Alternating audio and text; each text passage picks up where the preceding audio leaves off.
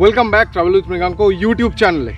তোমরা যারা অ্যাডভেঞ্চার লাভার রয়েছো, অ্যাডভেঞ্চার ট্যুরার রয়েছো এবং যারা অফরোড লাভার রয়েছো এবং যারা ট্রেল পছন্দ করো, অবশ্যই অফরোডিং ট্রেল, সেই ধরনের মানুষদের জন্য এই ভিডিওটা হতে চলেছে। আমরা যখন বিভিন্ন ট্রেল করি বা ট্র্যাকে যখন কম্পিটিশান করি তখন দেখবে বিভিন্ন কর্নার আছে।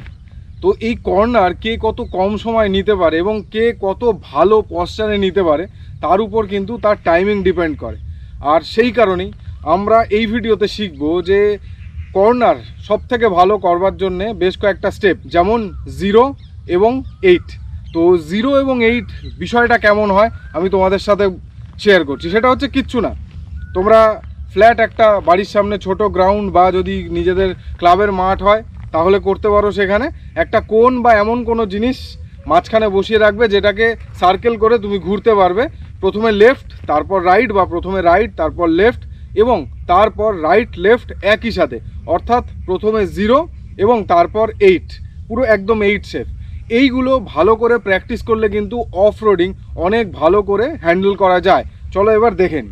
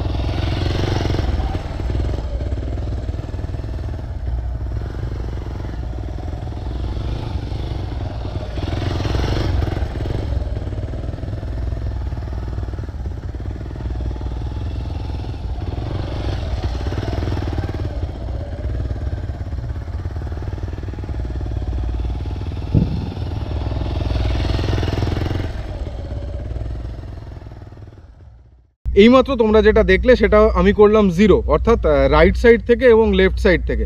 এবং একটা জিনিস তোমরা খেয়াল করেছো, যখন আমি রাইট সাইডে ঘুরছিলাম তখন আমার লেফট এই কুনুইটা ওপরে ছিল এবং আমার ডান হাত নিচের দিকে ছিল এবং ডান পা বাইরের দিকে বেরিয়েছিল, যদি ক্যামেরায় দেখা যায় বাইরের দিকে বেরিয়েছিল।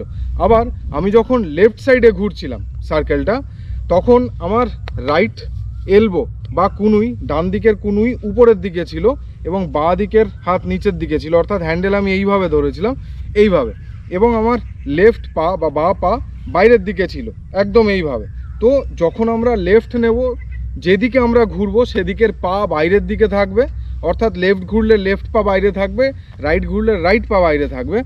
আর যখন আমরা রাইট ঘুরবো তখন রাইট যেদিকে ঘুরছি, যেদিকে পা বেরোচ্ছে তার উল্টো দিকে কুনুই উপরের দিকে থাকবে এবং হাত নিচের দিকে থাকবে, একদম এই হবে। 0, লেফট এবং রাইট এই দুটো করার পর আমরা এবার করতে চলেছি 8, যেখানে লেফট সাইড থাকবে এবং রাইট সাইড থাকবে। আগে যেমন দেখলে একটা 0 কখনো লেফটে করলাম কখনো রাইটে করলাম এবং সেটা 8-এর মতো হবে। এবার একবার লেফটে আর একবার রাইটে। তো চলো ট্রাই করা যাক 8।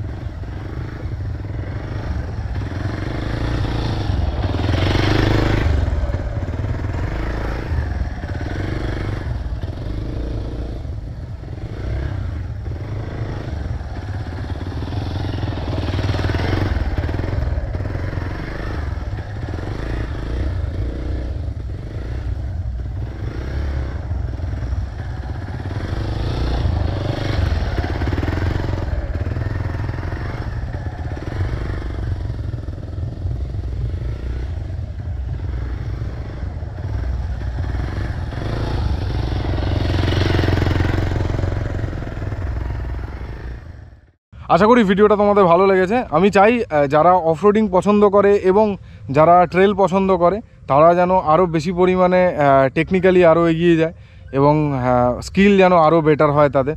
তো আমি যেভাবে প্র্যাকটিস করি, অর্থাৎ আমি আমার ইনস্ট্রাক্টরদের কাছ থেকে যেভাবে শিখেছি, আমি সেই জিনিসগুলোই তোমাদের ভিডিওর মাধ্যমে তোমাদের সাথে শেয়ার করছি এবং আশা করি এগুলো তোমাদের কাজে লাগবে। যদি ভিডিও ভালো লাগে তাহলে লাইক করো, শেয়ার করো, আর চ্যানেলে যদি নতুন হও তাহলে সাবস্ক্রাইব করতে ভুলো না। Thank you so much. দেখা হবে আর একটা নতুন ভিডিওতে। Good by.